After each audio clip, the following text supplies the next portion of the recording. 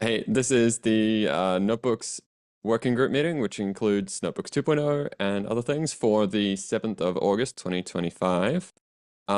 Mostly this meeting is about progressing Notebooks 2.0 and getting towards a release. And so if people don't know what that is, always come to this issue is kind of where we try and have a basic FAQ of what it is, why we're doing it. It's a full rewrite. It will include lots of pieces of Kubeflow that are currently under 1.0, including eventually including volumes and other things.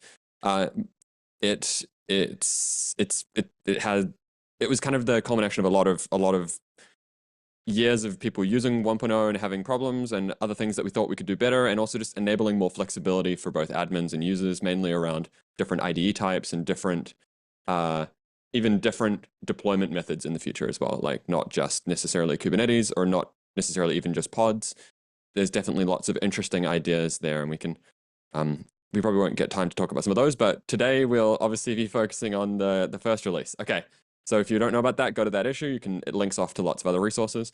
If you use notebooks in production and would like to share that with the world, please add yourself to the adopters. If you're a CNCF member, also consider maybe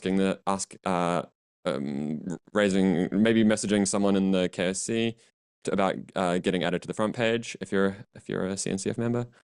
If you use Kubeflow overall, also there is other adopters lists for each component in the main community repo. If people want to introduce themselves, I know there's 2 new people at least today, so if they want to say hi and yeah, welcome to the club. No. So if people can say hi if they want, or I don't know if they're realizing they're unmuted, but yeah. Hello everyone. Hey. My name is Anray. I'm a second-year computer science student, and I'm currently at a co-op at Statistics Canada. And so last community call, we were just there to give a presentation on like this microservice that we've been making. And then we were told to come join this meeting. And so yeah, thank you for the warm welcome. Cool. Hi, I'm Chris Hams. I'm from Red Hat, and I'm just making my first forays into Notebooks 2.0 and understanding what the re-architecture is about. I'm particularly interested in security aspects and extendability and so on, but Cool. I'll still need to do some deep dives and some of the links and stuff that's already been provided. Cool. Definitely, if the more technical stuff, we probably need to talk to people for now or look at the issues and things. But yeah, of course. Awesome, welcome. Anyone else want to say hi who's new? If not, then we can jump on to the next thing. Okay, I will move on. Okay, so I think most of the people working on this are away today, but stuff has definitely happened, which is that in terms of notebooks, working group also owns the central dashboard and most of the other core components. So we are moving them out of the Kubeflow repo into the Kubeflow dashboard repo. Mostly Kimonis is leading this, but he is not usually able to attend these meetings. But there is people from internal, like at other places working on this. So let me just show the repo I'm talking about. There's a Kubeflow dashboard repo. So the goal here is just to get a first release, which is really no changes of code out of this. And it's a little bit more complicated than just copying and pasting the code, just simply because it needs manifests, it needs new releasing things, it needs new CI/CD. And then there's a whole bunch of stuff we're going to do after the release, which is going to make Kubeflow so much better, which is mainly around consolidating a lot of the optional pieces into this repo so that they don't live in the manifest repo and confuse people about what is officially part of Kubeflow and what's not, mainly around security stuff, interestingly. So like how you do auth and pluggability, and that the auth is pluggable. That's kind of the thing we're trying to highlight by partially doing that. Okay. From our perspective as Notebook 2.0, we do care about it, because if we don't have an easy way to install the open source version of notebooks, people will be less likely to contribute. So to use notebooks, you need an auth system. Doesn't make any sense to have a notebook system without auth or multi-user stuff. So there needs to be an open source way to do that. And this is the reference way. You don't have to do it this way. You can build a platform however you like, but that's this repo. So if people want to help with that, please reach out to I need to check the current state of it, but I would say reach out to Kimonis or just tag Kimonis and Andy in the Kubeflow Notebooks channel. Cool. Anyone got anything they want to update here?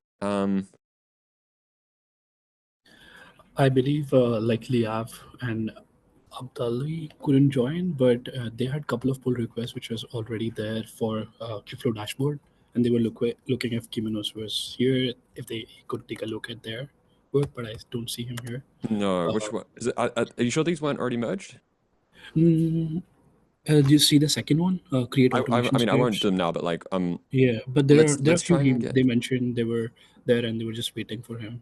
Yeah, we can. Let's follow up with him. My goal is to have him manage that release, but yeah, Yeah, it's if it becomes a problem, I'll reach out to him. But yeah, let's keep doing that until we're hard blocked. I won't got intentionally it. intervene there. Yeah, I'll Okay. also Anything else? no, I'll mention them to also reach out through the Slack. Yeah. Yeah, and tag him and we need to figure out if we can find a meeting time for that work. Maybe that works with him or something. Maybe that's probably the next step there, I'd say. Sounds good. Cool. Awesome. Thanks for that, Ashad. Okay, graduation. So we're still trying to graduate Kubeflow before KubeCon North America. Speaking of KubeCon North America, if you aren't getting free tickets from your company, now is probably a good time to buy them. They're cheapest right now for like 20 more days, I think. We are doing a Kubeflow Summit on the 10th of November, the day before the main thing. Well, it's part of the main event, but it's in the Monday. But hotels book out and stuff. So if you're trying to get a deal, then probably now is a good time to do it. There is deals in the page as well, actually, for hotels and stuff.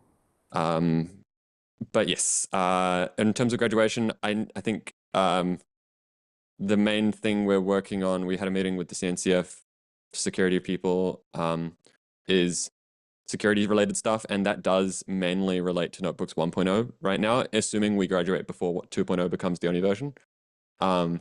Just yeah, it's like we need to try and get to this gold, not gold, what do we call 100% status on OpenSSF badge. Yeah, I won't go through this today because we probably need to move on, but like does anyone know wait, I think it's from its editor, right? Editor has really been managing that one, I think. Yeah, we're not the blocker right now, but I just worry that some of our tasks are complicated around 1.0, updating dependency packages that we have known CVEs. But yeah, I don't know. We'll have to see what's happening there. Maybe some of the new people will want to pick up some of that work. So yeah, we'll talk about that later. Okay. Stats Canada people. Yeah, so they presented at the Kubeflow community meeting for a 1.0 feature thing. That's why it's under here. I won't make them present it again. Obviously, people can go watch that recording.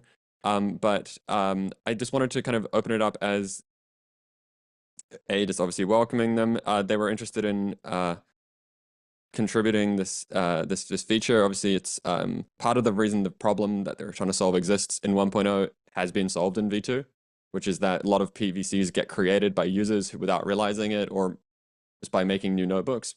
The new V2 flow is much more explicit. So I don't know, I don't know if any of the front-end people are here for V2. Do you want to speak to that specifically, like Polo, like, or someone in the design people who are like, the create workspace flow? What are we doing that you're aware of to make it less problematic with PVCs? But then and then I guess the Canada people could share what they did to solve it in V1, like vaguely in very high levels. If not, then I think I will briefly summarize, which was that they looked at any PVC in the profile namespaces that is not attached to a notebook. Once it had been unattached to a notebook for a period of time, they emailed the user to say, "Are you still using this?"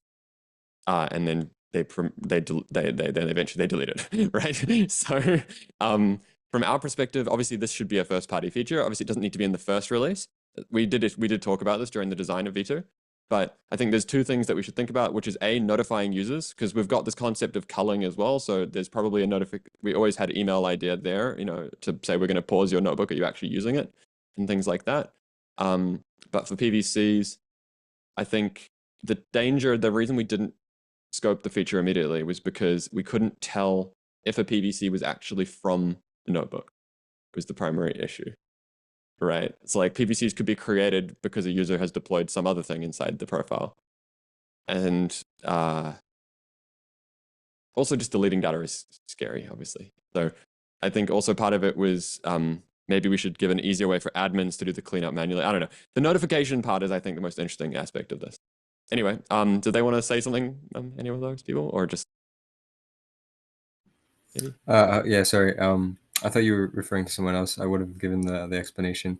Yeah, you're But fine. yeah, that is correct. We just made like a little microservice that just watches everything, and then if it sees something's been unused for a long time, it just goes ahead and sends a notification, and then eventually deletes it. I have a link to your both slides and the GitHub. Yes, I can grab that for you right We now. can just take a look. But yeah, so from a design perspective, this only supports one. Well, it supports everything actually, because it's not a notebook. Oh, actually, no, it does support notebooks only. Sorry, I take that back.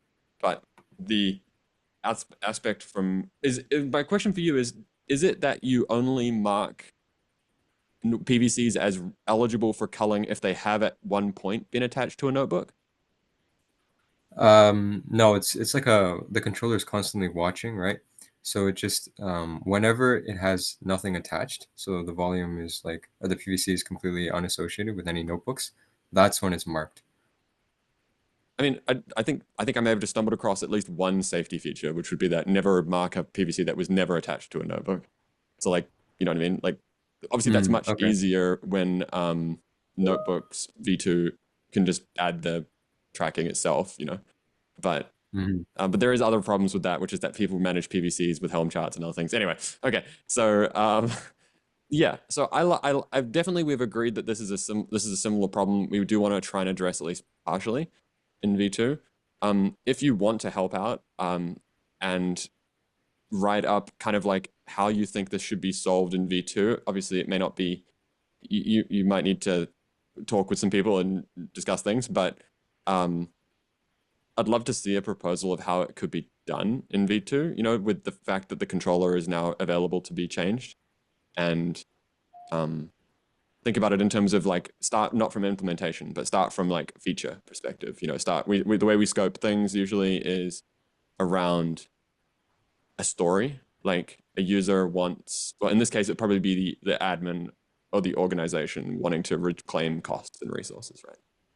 And then the underlying things would be, okay, so then if we built this feature, what would acceptance criteria be?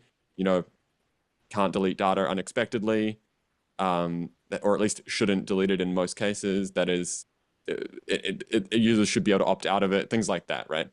Or mark things as never safe to delete, or so like acceptance criteria, those kind of things.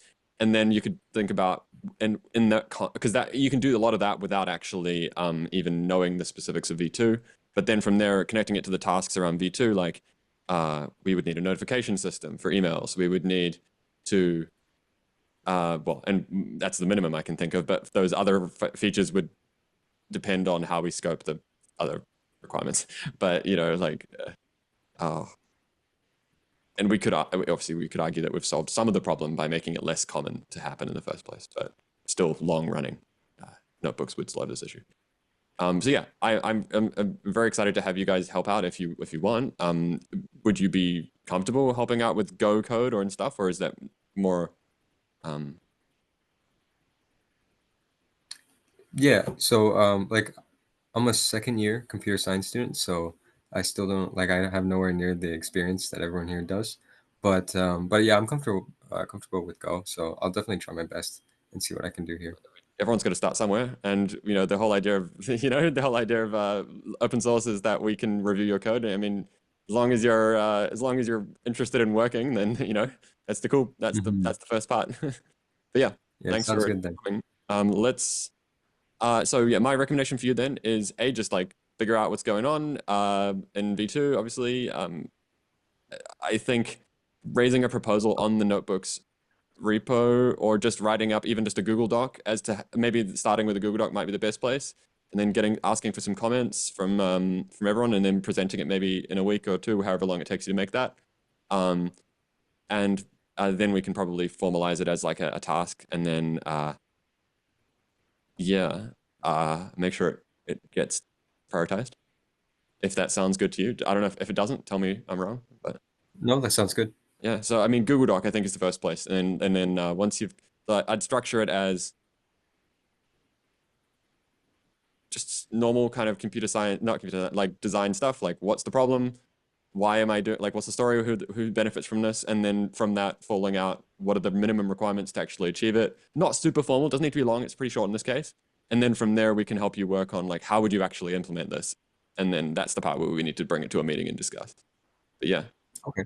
Sounds good then. But think about it from your perspective, like as a user, or as Statistics Canada, as whatever, what I need. That's the best kind of framing in my mind. But yeah, anyone else free to comment? Not just me, obviously. Share it in the channel. But anyone else want to say anything before we move on? Yeah, maybe looking at labels could be something, as you were suggesting, Matthew. Like that's what I can think of.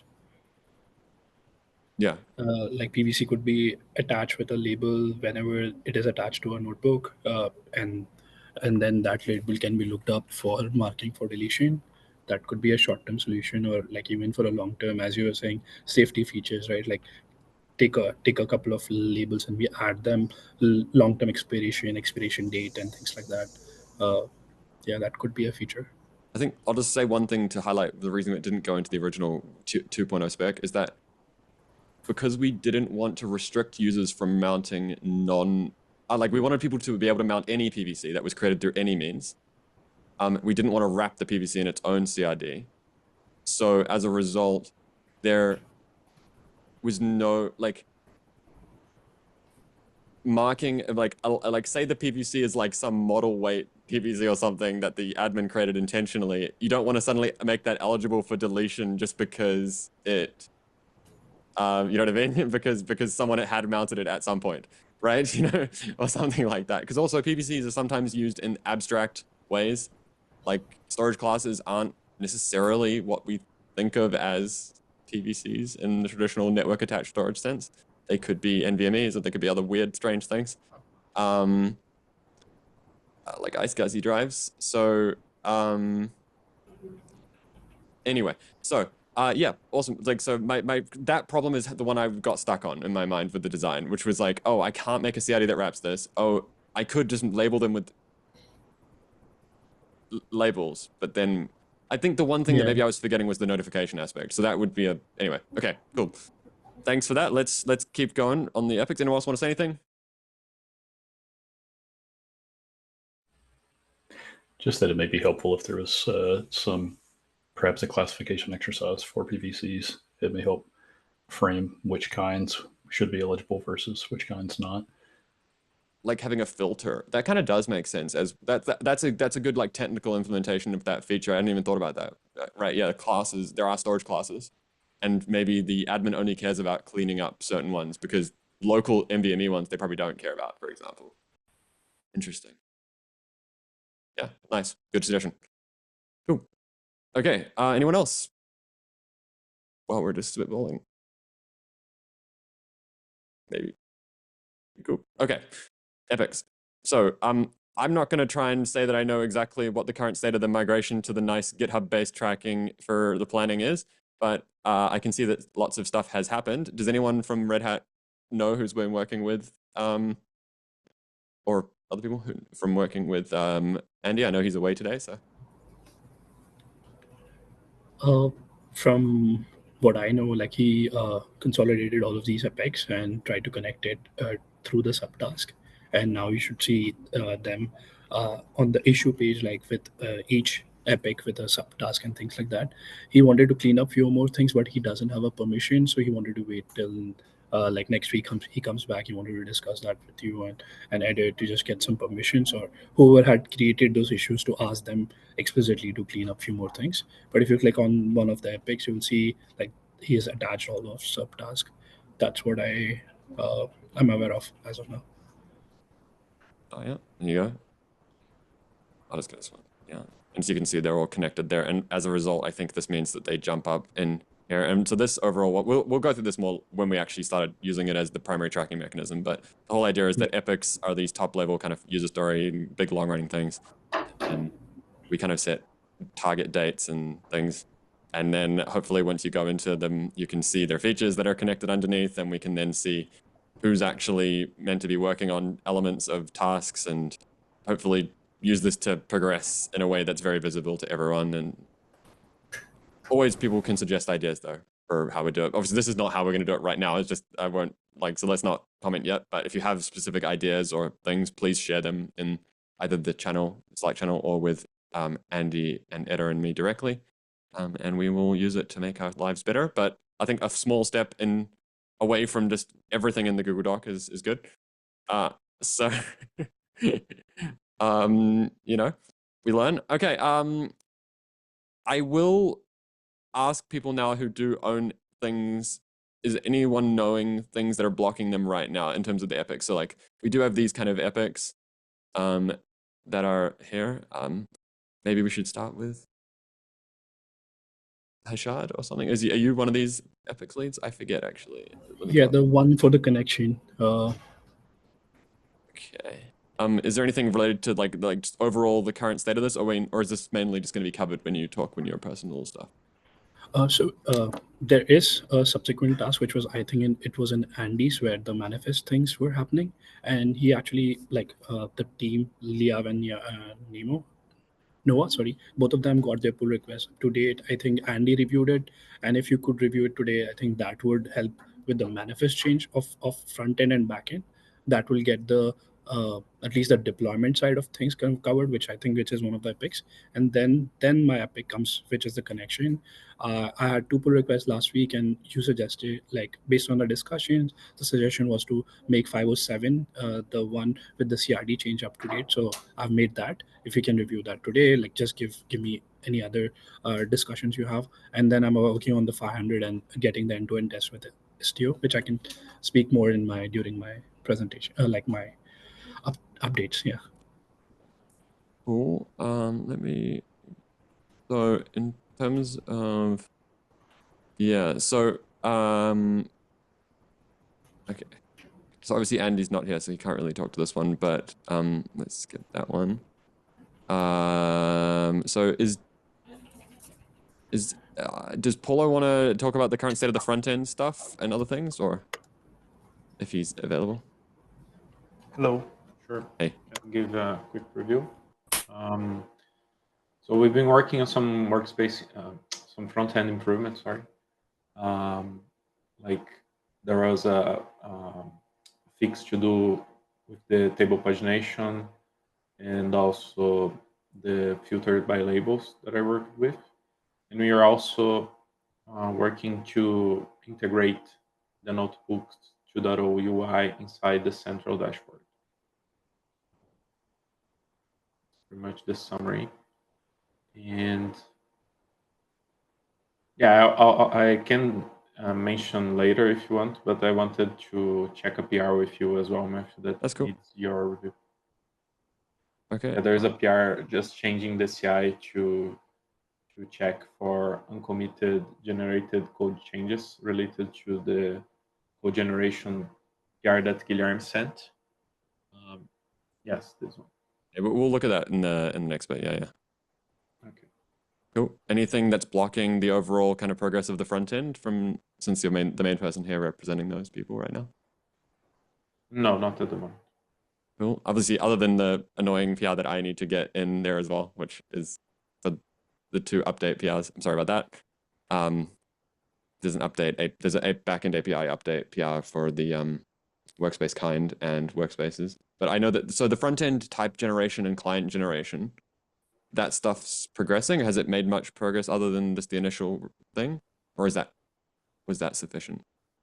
I think Guilherme worked on it. Oh, he dropped a couple minutes ago, unfortunately. Okay. Yeah, but we merged one PR from him to do the Swagger generation. I think that's the only PR that we had so far. And then the CI one that we talked about now. Is the CI one, I mean, we'll talk about this in a minute. Yeah, we'll come back to that. Okay, cool. So other than the front end, obviously the manifest stuff, does anyone know what's, I mean, I know that there's some PRs in there. I know me and Andy had a large discussion about the manifests, meaning deploying the front end and back end. customize is always it requires discussion. I think we've settled on a design of how to do it, but it just took a bit of time. I don't know if he had time to actually make the PRs or Yeah. or Actually, the people who were working on it, they took your advice and they made those changes. You can see they are the 487. Yeah, here you have them. Both of them. They have made those changes to both the pull requests as you and Andy suggested. Okay, cool. We can take a look at that in a minute. I don't know if he's had the chance to review them, but yeah, we'll take a look. Yeah, he did. Okay, cool. So that's deployment. I'm trying to think, is there... And some additional notes on the deployment side. Actually, Charles also got the central dashboard pull request in. So like that was also the part of 320 Epic. So that's all. Like there is a pull request at least out. It's not merged though. No, it's not merged. It's pull request 521. No, it's not here. It's a central dashboard connection, like to I see. the notebooks. Yeah. So it's in the Your headphones notebooks. are really glitched out, by the way. Okay, I see. Sorry about that. Yeah, this one. Okay, interesting. Is this person here? No, they are all in PTO for this week. That's So what I thought. Yeah, everything- that's so lots of people are away. So yeah, that's fine. But if people is this ready for review? Do we know, or is it not quite yet? Yeah, I already reviewed both PRs from Charles. They are ready to merge. I asked Eder to take a look as well, but he's also on PTO. My only worry here is that we should make sure that this note actually is wrong. I think, you know what I mean, like the one that from that README. So like I would check how it's being done in other components just quickly, just to confirm that this is actually the correct way to do it. It is similar to this, but also Chrome has changed. I think the issue is that Chrome has made changes to security isolation and iframing. So I don't know if this fully, I mean, it probably does work if people have tested it. Has someone tested it, or? Yeah, he did. I think, yeah. Did they test it on a not local host domain? Like, you know what I mean? So like, this is where Chrome often treats localhost and other related IP addresses as special. So just this might when it just confirm and behind an HTTPS protocol as well. Sometimes Chrome will do different things. That's hard to do until we get the You know, I know we are basing this implementation on what model registry is doing. Okay. And so if it's working there, it should work, but I can verify. We should just check that their code is the same. You know what I mean? Like if that's because obviously I can see this is just the exact same one that we've copied from the README. Yeah. But if this, I'd say check A, pipelines, and B, not notebooks, model registry, and just confirm that that's the same one. If because do you have the any in here? For example, I know that there's an any names, all namespaces, sorry, which I don't think is being handled here. Anyway, just a side note. Very technical for no reason here. Okay, let's anything else about deployment stuff that we think? Obviously, dashboard itself needs to get finished for release, which we can then point to as the reference one. Obviously, right now, when you deploy the dashboard, unfortunately, we'll be having to point you in unless we bring those auth manifests into the dashboard in the first release. You'll have to say install SDO manually and go to manifest repo, install auth for this SDO, install a gateway, go to dashboard repo, install dashboard. It's going to be a little bit of a rigmarole for the first, but it's not a release, so it's fine. It's just maybe I don't even know if we should document that until the first release with all the auth manifests in the dashboard repo, but we'll have to see. People can comment if they would like about that. Okay, let's. Is there any other major epics that are gonna be relevant right now? Okay, managing workspace kinds. I mean, obviously, Paulo, that's largely blocked by the API thing. Is there anything else there that's blocking that? No, I don't think so. It's only the API. Cool. Obviously, once we get users touching it as well, I think it will not users, but like people touching it more, I think we'll have lots of ideas around what best to do for managing it as people start touching creating a notebook and then managing a workspace kind, updating an image. I'm sure it will become a we'll be able to smooth out those flows definitely. And also metrics. Metrics, I think, are a big one that we need to think about in the next kind of sprint. Okay, I think we talked about that here, yeah. Okay, okay, so let's see, is there any other elements that we need to talk about? Anyone want to raise anything else they want to talk about before we just go through stand-up stuff? It's a bit of a short one today, so. Actually, Andy had written a script. I think he mentioned it to this group previously, like it's about development. And right now, when you were discussing about having difficulty to install RESO things, he had mentioned like he had done this and would like some inputs from everyone. I've posted it here, and I've also put that as a topic under 2.0. If you scroll, you'll find it. Yeah. So there are multiple, like there's a script, you can just run that and it should install like dependencies like STO and things like that. Interesting. I'd be careful about doing it manually, but yes, yeah, I'd read through it before anyone runs any scripts, but yes. Yeah, it was more to do with just development, right? During, if someone wants to like set up everything just to I assume test this things is for out. a local kind cluster. Yes. Okay, cool, yeah.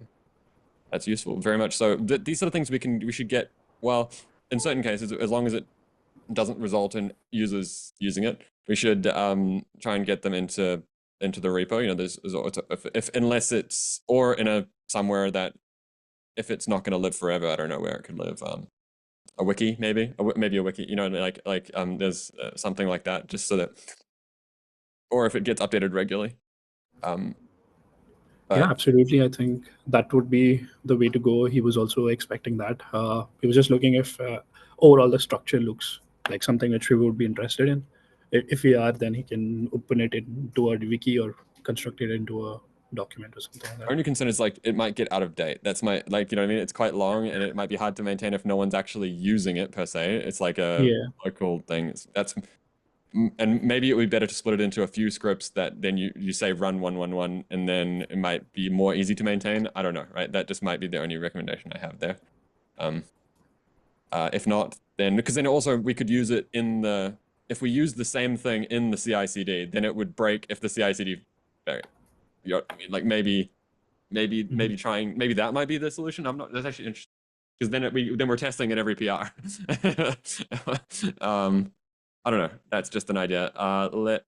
That's cool. I'll let Andy raise that PR if he wants to.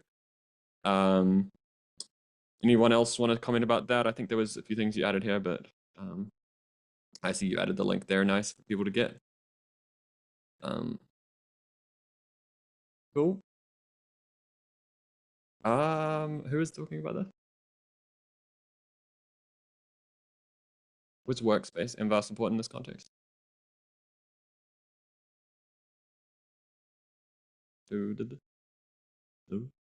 Maybe they're gone. I think this may have to do with extendability of the workspace CR, so that if you have a webhook or something that's wanting to bind in secrets or other things and expose them to the ultimate workload.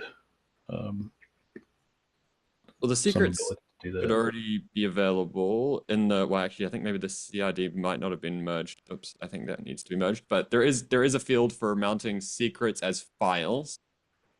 Right. As, I don't know if there was one for environment variables, because environment variables can be problematic because users may not realize that they're not updated when the secret changes. Unless the pod is restarted. I think the intention of that, I mean, so yeah, so like if I remember, the current CID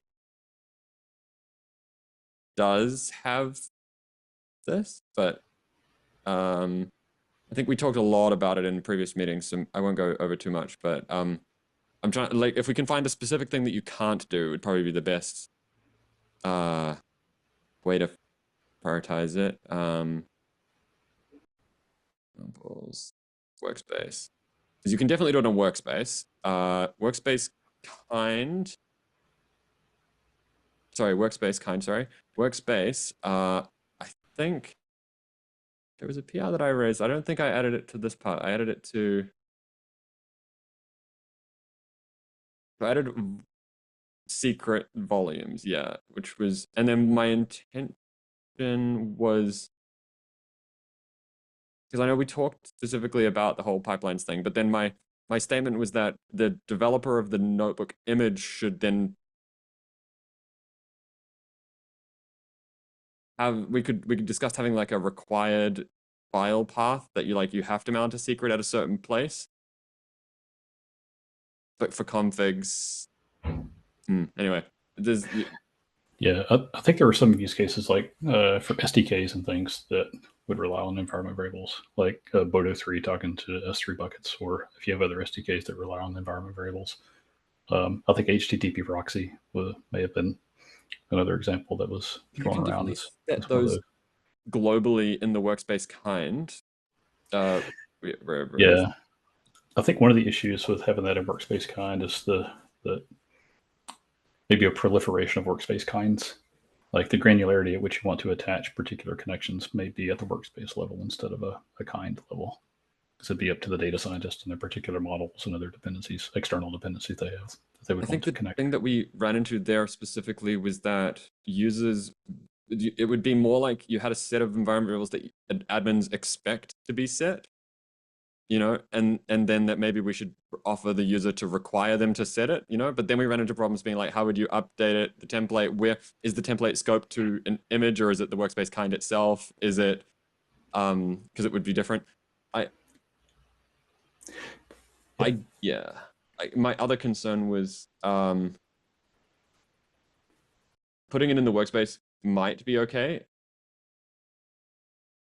There was some reasons why we didn't, though. I'd have to go back to the design doc. Let me. But if we can find a specific thing that people can't do, that's probably the best. Like, obviously, I can imagine some, like the HTTP proxy and other things that should definitely be in the workspace kind. For unless what you're doing is intercepting a certain set of calls with a proxy, which I don't know, that seems more like an admin should do that with a webhook or something for the pod itself. But So these all feels like whenever there's a global change, right? Like then if we are putting everything into workspace kind, then every workspace kind which is existing needs to be updated, right? Then there is no path for this. Like you have to update then every workspace kind. So that's why we're looking if we are looking for a feature parity with 1.0, then the feature which is there in doing it itself in notebook, that's gonna miss, right? Like globally, if you change something, you would have to first go update all the workspace kind, then only the workspace kind. Changes will go into each workspaces. I'm not sure 1.0 has this feature. What do you mean by that? I mean, in 1.0, like there is the option that you can put environment variables, correct?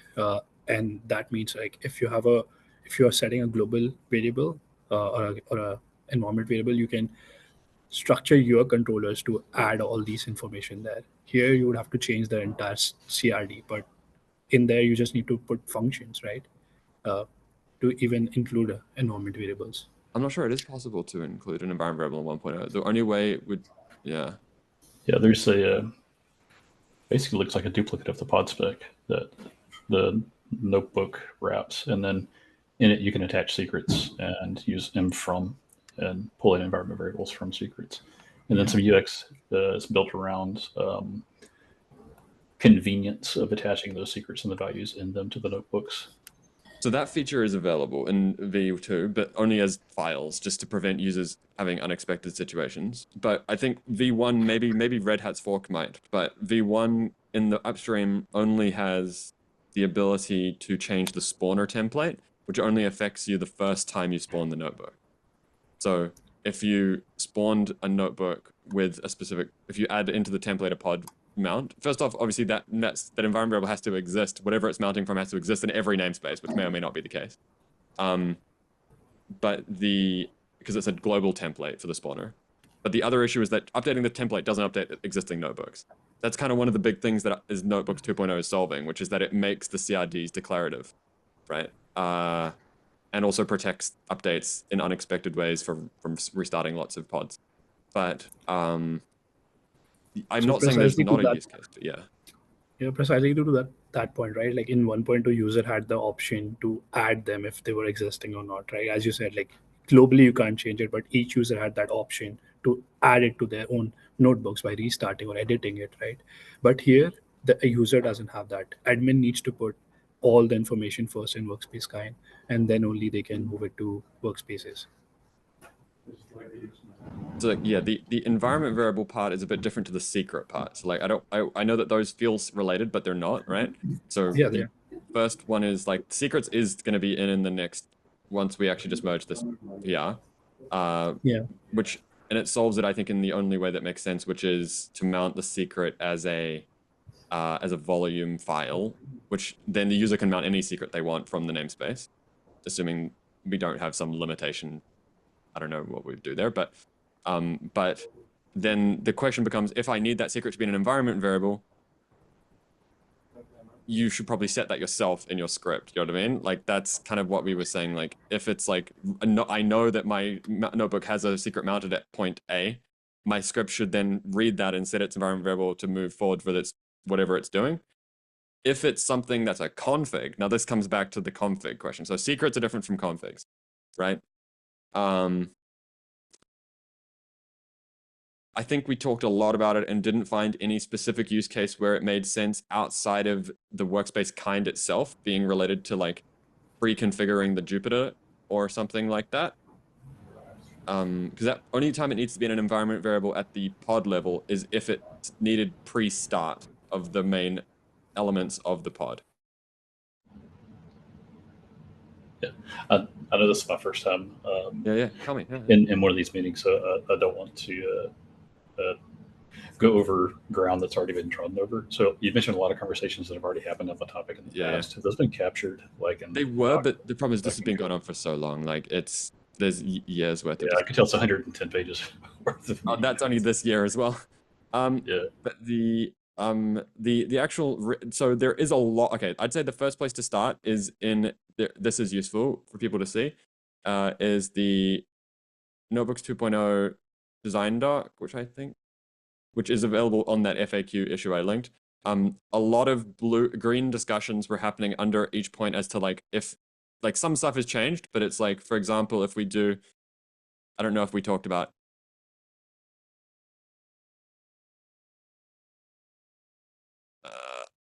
I don't think these discussions interestingly actually took place after the initial design doc, I'm pretty sure.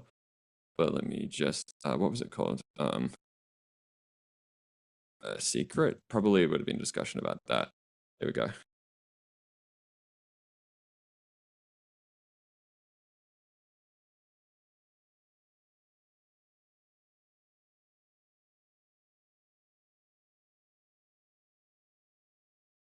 Yeah, I think this one ended up landing on the on that other part, but this fleshed out a lot more once. As yeah, the problem is this specific discussion happened post that. But if I look at actually it ended up here, interestingly. So last time when we discussed, it was during this community call, right? When we were discussing it, the discussion started with adding like AWS secrets and things like that, and the conclusion was like, why to include it as environment variables? Let's do the secret mounting as volume, and then Matthew, you created that CRD change, right, where you're updating the secrets as a volume mount. Yeah. But I feel like there are still some use cases where a secret needs to be an environment variable, or else like we are asking the user to write the scripts, right? To use that volume mount as an environment variable, make your own environment variable in your notebooks, which it's like additional work which was not there in 1.0, but we are saying in 2.0 you have to do this way. I think that's not fair to say that it's not there. I think it was if it existed in 1.0, I think the work it was if it wasn't an upstream, but I can't imagine an implementation that isn't very brittle. That's kind of what I'm saying. Like that's kind of where I'm coming at, like saying leave it up to the admin to do it in the workspace kind, because then they can make that decision saying this workspace kind expects a particular environment variable. But so from where I'm coming from, I feel like in a user was able to submit a notebook CR in past, right? And in their CR, they can add an environment variable from a secret or from a config map in 1.0. In 2.0, a user would be able to only create a workspace CR In workspace CR, they won't be able to do that. And we are saying a admin should do that in the workspace kind CR. When an admin is going to update them, they would have to keep updating. Like, let's say if it was a common known environment variable, which I'm just guessing for now, but let's say there was a common environment variable, then admin needs to go and update each workspace kind. Until admin doesn't do that, a user cannot move forward with that work, right? They would have to wait and they would have to keep pinging the admin to update the workspace kind. This is the difference which I see in 1.2 and 2.2. So I think, Yes. no, I get what you're saying, but I don't think it was ever an intended workflow for users to edit their own notebooks with YAML. Like, that is a massive security risk. And that's part of what we're getting rid of with Notebooks 2.0. That's because we like there are different hats different data scientists are wearing, right? So certain data scientists are very capable of doing YAML work and they want to do that.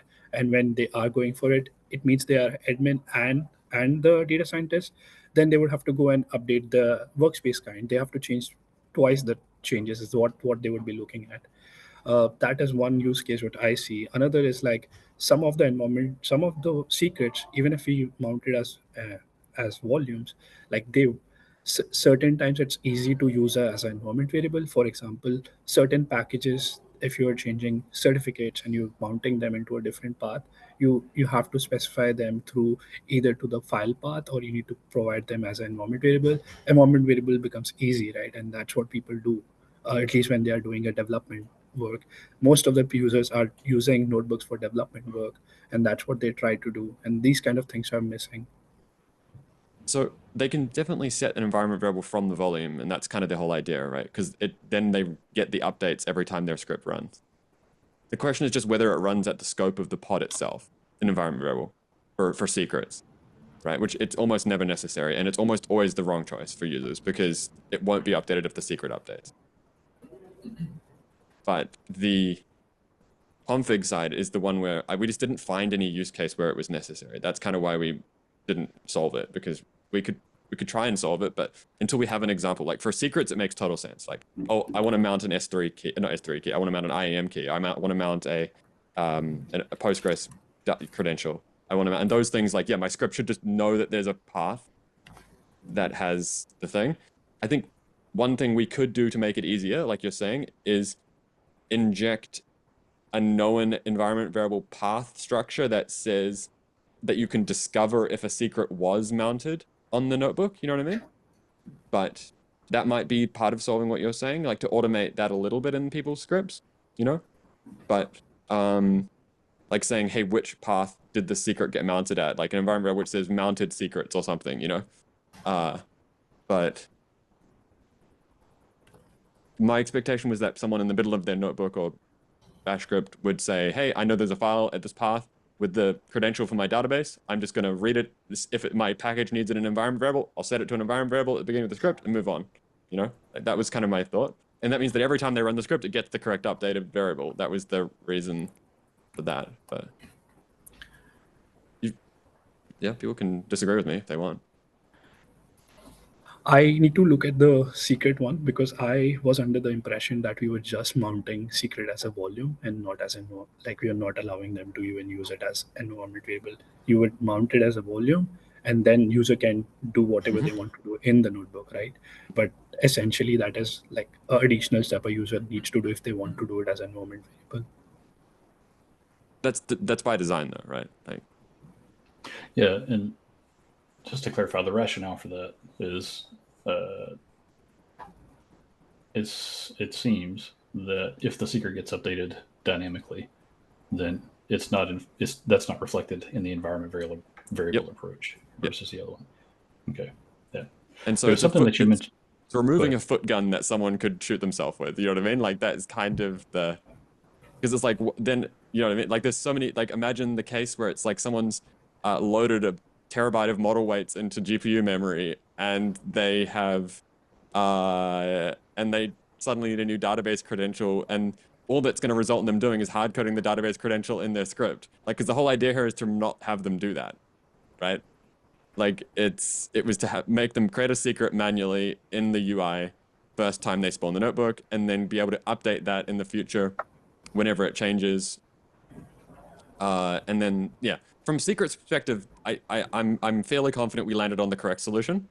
For other things, if someone has a specific use case, that's the part where I'm like, okay, let's find a specific use case let's talk in specifics about what a user actually might want to do in a notebook that needs an environment variable set pre the notebook starting. And at what scope that environment variable should be set. Because like it probably doesn't need to be set in the Jupyter scope. It probably needs to be set in the user scope, right? Or something like that. Maybe it's like a bash default kind of profile environment variable. Like, that may be what we're actually talking about here. When a new bash instance starts, maybe, you know what I mean? Like, and like, should it be in the SSH? Because we're going to allow SSHing into notebooks as well. So like, should it be there? Or should it, I doubt it needs to be, because it also is a bit of a security risk on a, if admins really want a specific config to be set, if the Jupyter itself reflects a config, I don't know, who knows, but it's. I know that we're running kind of low on time. Yeah, sorry. Yeah. Is there an appropriate forum for understanding like the security aspects of this and like the tenancy model, the intended tenancy model of the single user Jupyter Lab servers and so on? Because you mentioned you're going to allow SSH into these. Yes. That's obviously not in the first release, but that is an intended, there's a discussion about it somewhere on here. We're still trying to figure out the best way to do that. So if you have ideas around that, please share them. But this is like a discussion around possible ways of doing it. This is what it is right now, like discussion wise, but okay. And you had also mentioned there being some massive security risks around the notebook CR usage from data scientists. So my main comment there is just around the fact that if you, in the case that you're running a large data science platform, admins usually don't expect that to be the case, right? Like that they might expect that users are using so if the admin is the data scientist, that's a bit of a different use case. So let's say you're running a company with a centralized function of some kind, you're running a big cluster with thousands of GPUs or whatever, like it's an environment for researchers. Most researchers are going to be using the UI to spawn things and update things. So that's going to be the expected flow from an admin perspective. Allowing arbitrary pod specs allows them to poison the cluster to some extent. Like they could request GPUs they're not allowed to. They could block out weird things. They could, like there's part of the rationale behind Notebooks 2.0 to not restrict the ability for any use case, but to make it so that it's clear that what you're allowing your users to do or not do. Right. So a big motivation for Notebooks 2.0 is the, I guess, inherent security of insecurity of Notebooks 1.0, essentially wrapping a pod spec that allowed too much. Absolutely. Like I think the first line in the design doc is the main change for Notebook is the CRD is that it no longer is a wrapper around a pod spec. Instead, we're making notebooks into two separate CRDs, workspace and workspace kind. This foundational change allows us to update notebooks after spawning to change their pod config, make spawning notebooks less confusing for end users, give admins control over how they're spawned, support new web-based IDs without specifically integrating them. These. Okay. Yeah, that's fair. The admin parts, I think, explain that some. It wasn't clear to me from reading that if it was more of an issue of just an overwhelming experience for a data scientist that's not familiar with Kubernetes to be faced with a pod spec to fill out versus a limited API. Versus like, no, actually. Oh, you're quite quiet. No, that person who's trying to talk. No. Yeah, that's fine. Sorry to interrupt. I didn't see like a hand raise. Yeah, feel free to do it. My name's Nicholas, by the way. I'm a researcher over at Red Hat. Cool. And just trying to, I'm onboarding myself. So in terms of our users, I've seen documentation in the milestone pieces around like Joel and Bella are some of the personas that we're working with. Is there additional documentation around like the users and the context that they're working in that I can educate myself on? Because I'm hearing about the data scientists and I have heard various different things and I'm just trying to orient myself. So I think there was, again, these were just like concepts that we tried to do to give some structure to the epics. Like obviously the actual design was motivated before these things were written, by like just people using it, but these are the two that we kind of did. So if you go to the top of every notebook meeting doc, there is a thing which says roadmap. We probably should get this linked in the repo somewhere, but it's that's mainly where these personas are defined. But just from a high level, it's someone doing work. Again, sometimes these personas are the same person, in which case they still use the pieces as if they were running a bigger platform, because maybe they hire 10 more people and their team grows, you know what I mean? And they actually end up being a manager for their platform when it happens, you know? But like when you run a multi-thousand person research org and your GPUs are all running Kubernetes, like it's kind of,